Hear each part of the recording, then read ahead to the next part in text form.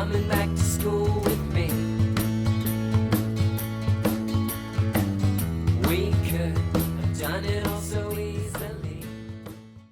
Hi, my name is Craig Thompson Wood. I'm your host with Teaching with Board Games.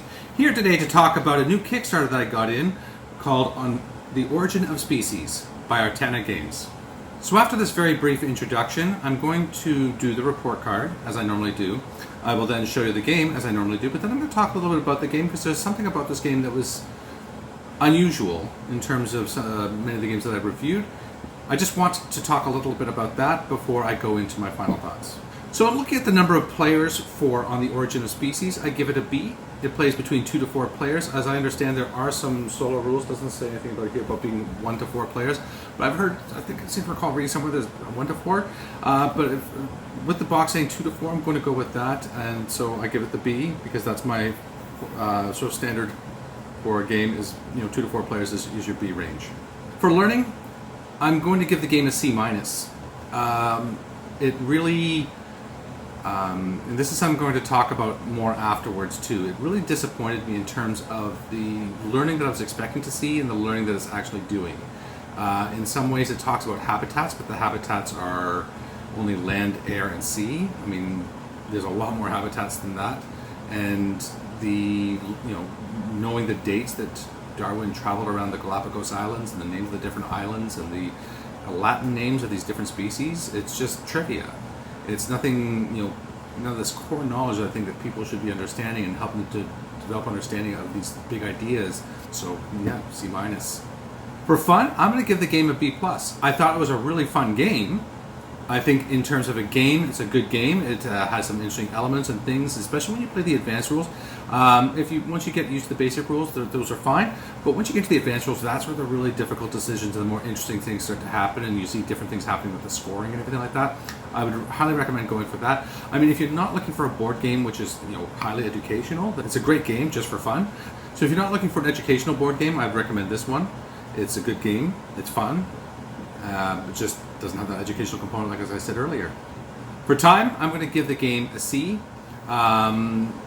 It's obviously a game for older students, so if you're going to be playing this with students, but it runs between 45 to 80 minutes, it says. So I think that's a little bit conservative. So it's the kind of game you'd be playing over a couple periods or something to play it through. So you'd have to have it sort of set up and left out. But again, it's the kind of game too where you're going to be only 4 players. So I don't know how you'd make this one work, but for the time, it's not, again, one of those quick games. Sometimes for the classroom, I prefer those games which are quick and fast and can be cleaned up fast and set down fast. This has a little bit of setup, which is again going to require a little bit of cleanup, and then the play time is takes a while, especially when people start to have to make some of those tough decisions. It may slow things down a little bit. So. For cost, I'm going to give the game a B+. I've seen, like I said, this is a Kickstarter, which means it's not available in stores yet, but I did a little bit of research online and found that it is going to be out, it is available for pre-order right now at some stores for $31.97 Canadian, which for a game like this, and when you see some of the components and the artwork and everything inside is absolutely gorgeous, I think you're getting some very good value for your money there, especially seeing this is the game that's going to have a lot of replayability. And so, you're going to be playing it more than once and therefore really getting your money's worth out of this game through playing it. So let me take it to the table and I'll show you how this game is played. Okay, so this is a setup for a basic game of On the Origin of Species. In the basic game, these different habitats are predetermined. They show you where to put these. So these 3 go here: the air, the land, and the water. You also have predetermined mid-game scores. So this one is worth 1.2.3 points, and it's just whoever gets there gets those points. This type of thing changes more in the advanced game. And then our final score here when Darwin reaches the end. The turtles here represent the points, and these are different species that you're going to be discovering. On your turn, you have 2 actions you have a choice of, so you take one of those 2 actions. So if I'm the red player and I'm starting, I can research or I can discover. Well, to discover, I need to have researched first. So you're researching by putting your cubes on these things. So I might go like this and put 2 cubes down. So now I have 1 land resource and 1 air resource. And those are what I need. These resources are how I'm paying for my research in these things. So then the white will go here and here, say, for example. And then the red goes here and here. And then white decides to also diversify a little bit, but maybe putting 2 there. Now, comes back to the red turn, and they now say, I'm going to discover. So they have to be able to pay for one of these things. And so what they're doing is they're going to pay for this, which shows 2 land resources. So these 2 land resources come off of here. Now this has to go adjacent to this. It's because it's being paid for by this one. So it has to go in any of these spaces. So maybe we'll just put it there in the middle. Okay? And so now what happens here is we look. The player who puts this down gets 1 point. So they get 1 point. And they get 1 green resource. They get 1 green resource. And here they get a magnifying glass, which is worth 2 green resources and a future turn. And playing these cards doesn't count as part of your turn. It's something that's done at any point during your turn, but doesn't cost you your turn. And then they move the beagle 1 space forward. So now we're into September 14th. The final thing that's done is the player then chooses. Now all the remaining tiles, which I haven't bothered to set up, would be in a pile, and they get to choose which one. So they've chosen the number 4 here. So that's it always goes as the highest number. So these are placed in numerical order. So we have 1s, 2, 3s, and then 2 4s now. And the one that gets put down always goes to the highest of its value. So it becomes the highest number 4. These 3 can only be purchased if you have a map, which you get from one of these spaces here. So it comes back to the white player, and they say, you know what, I'm going to make a purchase as well. They pay for this, they're going to buy this one, so it takes 1 of everything. So they pay those. And then 1 of something else. Because that's what this one means, and this is a wild, this one here. It means it can be paid for by any resource, so they had that one.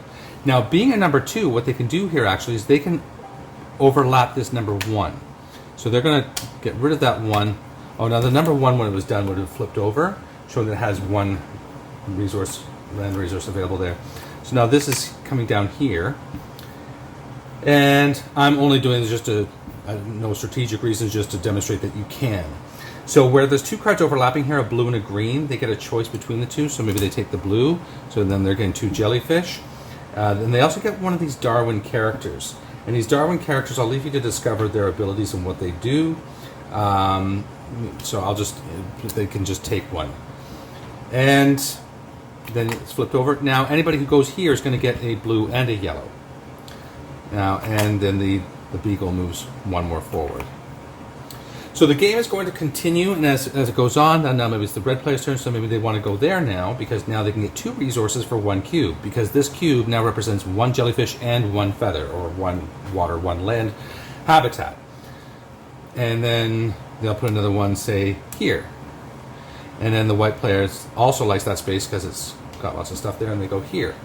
So now looking here, oh, then we need another tile, so let's throw another tile in there.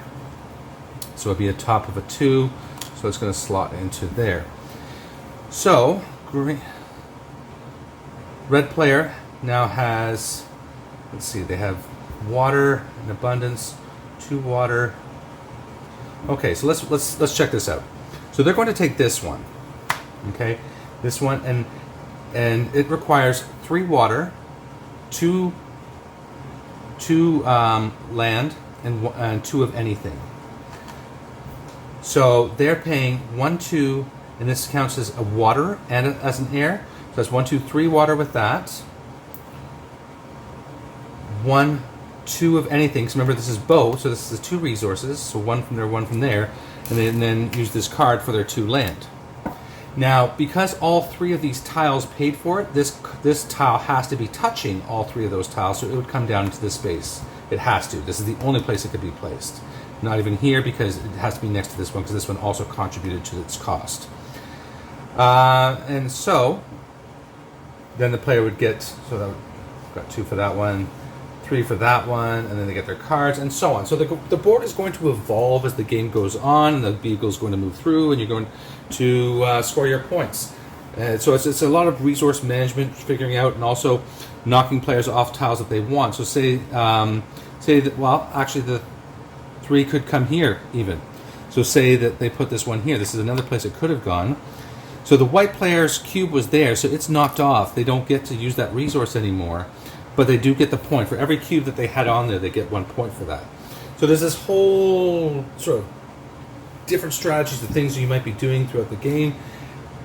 But like I was saying, there's just, sure, you can learn the names, you can learn the dates. I guess that's history, but it's not a lot of deep understanding that I'm seeing in this game.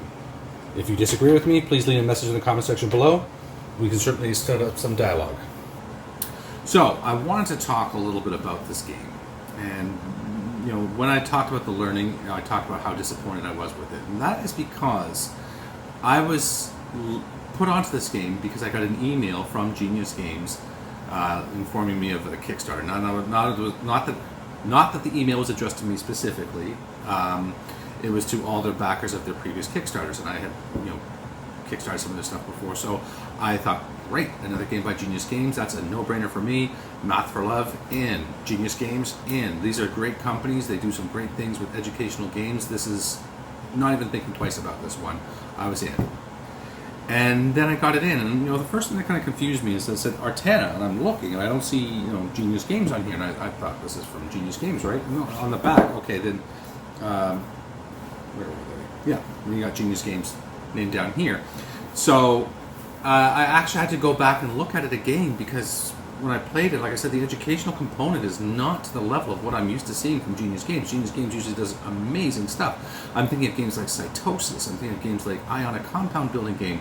They do these games which, and they did a game about the periodic table of elements. I mean, it's like, come on. They do these great games which help you to learn these very difficult subjects, which would be, I can't even imagine trying to make a game about.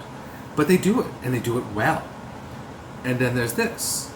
Now, I was kind of puzzled, like, how did Genius Games, so how does Genius Games come into all of this? Well, what happened is Artana Games, they've made other games like Tesla versus Edison, Lovelace and Babbage. So they've done these other games with sort of this historical themes to them.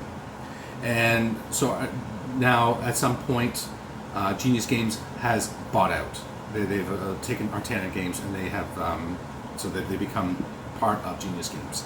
So that's what's happening here. So Artana is actually a different company. They're just owned by Genius Games now. So they're under that umbrella of Genius Games. So Genius Games did not actually make this, and I really see the difference. So I'm going to be a little more careful in the future for myself, for purposes. I mean, again, nothing against this game personally.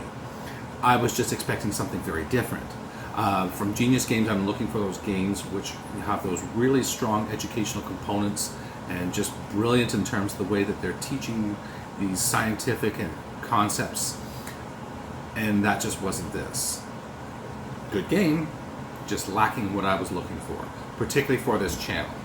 So it's one of those things, you know, where you can be sometimes, like me, fooled by a game which you think is going to be good for your particular use, but it doesn't. And then this is where doing a little bit of research really pays off, because you can avoid making the mistakes like I did.